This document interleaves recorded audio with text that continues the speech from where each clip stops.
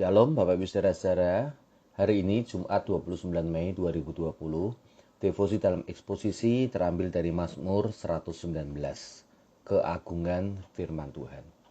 Mazmur 119 adalah salah satu mazmur dengan pola akrostik sebagaimana telah kita bahas selama 2 hari ini. Puisi akrostik adalah puisi yang huruf pertamanya dari setiap frase atau kalimat atau bait sesuai urutan abjad. Membuat puisi dengan pola akrostik tentu tidaklah mudah, namun hasilnya memberikan kepuasan tersendiri. Penafsir sepakat bentuk akrostik yang rumit ini dibuat sebagai bentuk penghargaan atau dedikasi yang khusus sang penggubah puisi atas sebuah topik atau sebuah tema. Dalam Perjanjian Lama, pola akrostik terdapat pada 11 bagian, yaitu Mazmur 9, 10, 25, 34, 37, 111, 112, 119, 145, juga pada kitab Amsal 31 ayat 10-31, ia berbicara tentang dedikasi terhadap seorang istri yang luar biasa, serta ratapan pasal yang pertama sampai yang keempat. Cobalah Anda perhatikan tema-tema yang disampaikan pada 11 puisi akrostik ini. Itulah tema-tema yang dianggap sangat agung dan sangat besar, sehingga penggubahnya memberikan dedikasi khusus dengan memberikan pola akrostik. Dalam kitab Mazmur, pola akrostik yang lengkap hanya pada 3 pasal, yakni Mazmur 111, 112, dan 119. Selebihnya ada saja abjad dari huruf Ibrani ini yang dihilangkan, seperti eksposisi kita kemarin atas Mazmur 37. Menurut Ronald Bennon, ketidaksempurnaan pola ini justru sengaja dilakukan penulis agar pembaca mencari dan menemukan sendiri pesan penting dari sang penulis. Dari 3 Mazmur akrostik lengkap yang tadi saya sebutkan, Mazmur 119 adalah pola akrostik yang paling rumit, paling lengkap, dan paling indah.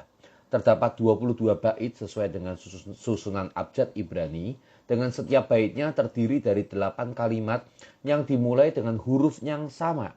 Maka total ada 22 kali 8, 176 kalimat atau ayat di dalam Mazmur ini. Anda dapat melihat ke slide yang telah saya buat untuk memahami kesempurnaan dari puisi ini. Dan untuk karya yang demikian agung, penulis kitab Mazmur mendedikasikannya pada firman Tuhan yang disebut dengan berbagai macam istilah seperti Taurat yang sempurna, ketetapan Tuhan, perintah-perintah, titah, hukum, dan sebagainya. Hari ini kita akan bertualang untuk mengapresiasi Mazmur yang luar biasa ini sambil menyelami hati Daud yang demikian mencintai firman Tuhan. Nah, kalau Anda melihat dari tafsiran Mazmur 119, Anda akan mendapatkan tidak banyak penafsir yang berhasil menemukan topik daripada setiap bait ini dengan tepat.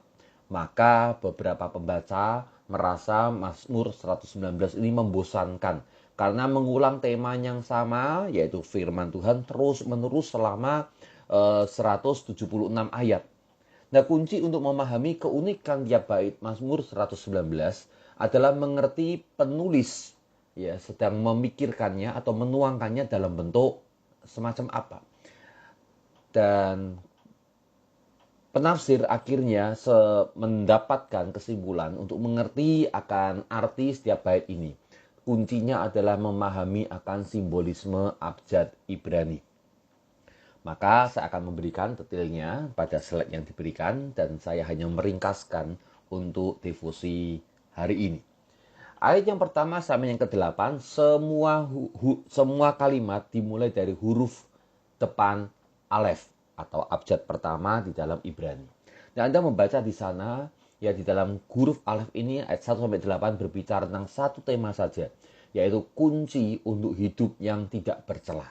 Kalau Anda ingin hidup Anda terpandang, terhormat, dihargai oleh Tuhan dan manusia, maka kuncinya adalah Taurat. Ayat 9 sampai dengan ayat yang ke-16, ke-8 kalimat ini menggunakan huruf awal bet, yaitu abjad pertama dari huruf Ibrani. Nah, kalau Anda membaca pada bait yang kedua, maka Anda mendapatkan tema kunci bahwa sejak muda seseorang ini harus menyimpan firman di dalam hatinya. Firman Tuhan harus ditanam sejak anak-anak, sejak mereka masih muda, supaya jangan sampai firman ini kemudian mudah tercerabut dari akarnya di tengah-tengah angin taufan di dalam kehidupannya. Ayat yang ke-17 sampai yang ke-24, ya, abjad yang ketiga, gamel, semuanya menggunakan kata huruf pertama gimel, maka ini adalah menjelaskan bahwa mengingatkan kita ini sebagai perantau di tengah-tengah dunia. Ya, kita adalah warga kerajaan Allah, kita adalah umat pilihan Allah, sedang merantau di tengah-tengah budaya dunia, di tengah-tengah situasi dunia, maka kita harus punya pedoman yang tepat, kita punya map, kita punya peta, kita punya kompas, kita punya tuntunan, dan tuntunan itu adalah firman Tuhan. Ayat yang ke-25 sampai yang ke-32, abjadnya adalah dalet, muncul pada semua kalimat, ya di awal kalimat daripada 8 ayat ini, menjelaskan bahwa kita perlu memilih jalan yang benar, yaitu jalan kebenaran. Jangan sampai kita salah pilih. Ayat berikutnya 33 sampai 40 ya berbicara tentang kita perlu untuk mencondongkan hati kepada peringatan-peringatan Tuhan. Tengah-tengah dunia yang penuh dengan kita merantau di tengah-tengah dunia. Kita perlu untuk memilih yang benar dan mencondongkan hati kita pada firman Tuhan. Jangan kita mencondongkan pada pemikiran dunia, kesenangan dunia, tawaran yang ada di dunia. Ayat yang ke-41 sampai 48 berbicara tentang satu tema, maka kita perlu tertanam dalam firman. Jangan sekali-kali cabut firman kebenaran dari hidup kami. Itu yang dikatakan oleh pemazmur pada ayat yang ke-43. Demikian ayat yang ke-44, aku tetap berpegang. Maka kita perlu tengah-tengah kehidupan ini jangan sampai firman gampang direbut oleh dunia ini. Kita harus pegang firman. Ayat yang ke-49 hingga yang ke-56 menjelaskan bahwa walaupun dicemooh oleh dunia, kita tetap harus pegang firman. Saudara, orang yang berbuat benar sesuai dengan firman belum tentu dipuji.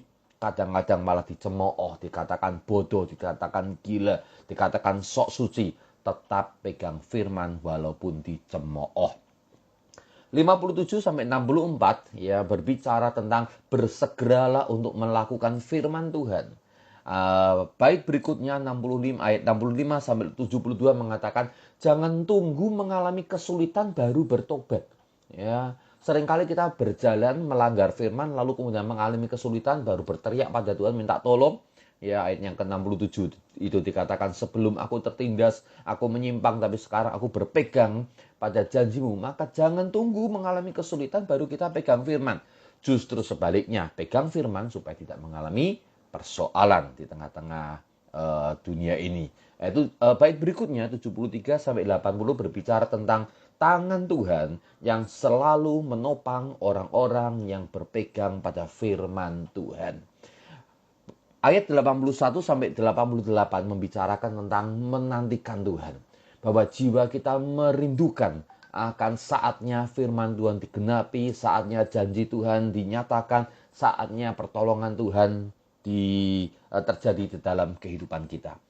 Ayat 89 sampai 96 ya menceritakan satu tema yang terkait dengan huruf lamet, ya huruf dalam bahasa Ibrani dengan simbolisme tertentunya yang menjelaskan bahwa firman Tuhan itu adalah kekal dan sempurna. Ya, aku melihat batas kesempurnaan ayat 96, tapi perintah Tuhan itu jauh lebih indah daripada kesempurnaan yang pernah dirasakan dan dilihat oleh Daud ini. Ya, untuk selama-lamanya ya Tuhan firman-Mu tetap teguh di sorga, ayat yang ke-89.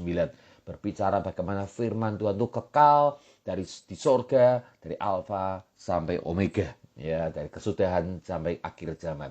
Berikutnya ayat 97 sampai yang ke-104, firman ini membuat kita lebih bijaksana daripada orang-orang dunia. Orang berpikir kalau bisa ikut motivasi ini, bisa mendengarkan akan pelajaran itu, dapat edukasi itu, mereka jadi lebih baik di dunia.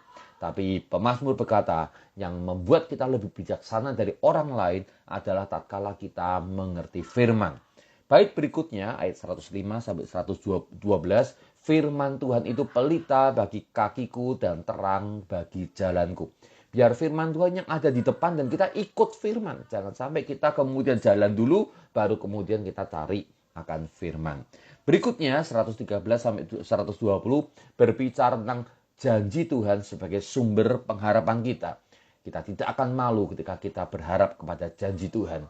Berikutnya 121 sampai 128, lihat keselamatan yang daripada Tuhan. Kita percaya Tuhan akan datang bersegera untuk membawa keselamatan buat setiap kita yang percaya akan janji Tuhan.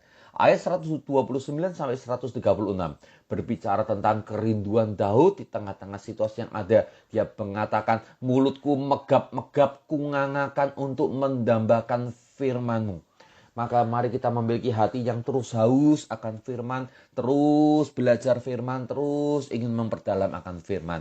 Berikutnya 137 sampai 144, keadilan Tuhan atas pelaku firman.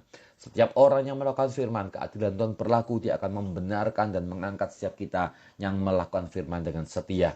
145 sampai 152 berbicara tentang waktu yang dipilih Daud untuk merenungkan firman Tuhan, yaitu pagi-pagi benar.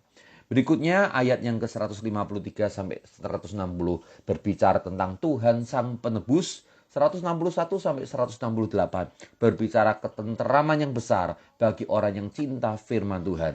169 sampai 176 bagian terakhir dari bait ini membicarakan tentang tubuh kita, panca indera kita, dan jiwa kita ini hidup oleh firman Tuhan. Gubahan Daud atau pemazmur sangat luar biasa untuk menjelaskan keagungan firman. Apakah Anda sudah membaca firman Tuhan? Apakah Anda mencintai firman Tuhan? Mari kita berdoa. Tuhan, gerakkan hati kami seperti apa yang telah menggerakkan Daud, yaitu inspirasi Roh Kudus sendiri yang terus membawa kami mencintai firman, mendalami firman, mengerti firman, dan melakukan akan setiap firman supaya kami melihat kuasa Tuhan bekerja, penyelamatan Tuhan datang, janji-janji Tuhan digenapi. Kami jadi lebih bijaksana tengah-tengah dunia ini yang mengalami kemenangan demi kemenangan karena pengharapan kami pada Engkau tidak mengecewakan. Ajar kami untuk mencintai akan firman Tuhan, karena dari firman muncul ikan iman kami, dan ketika iman kami bertumbuh, kami akan melihat akan kuasa surga mendatangi dan menaungi akan kami.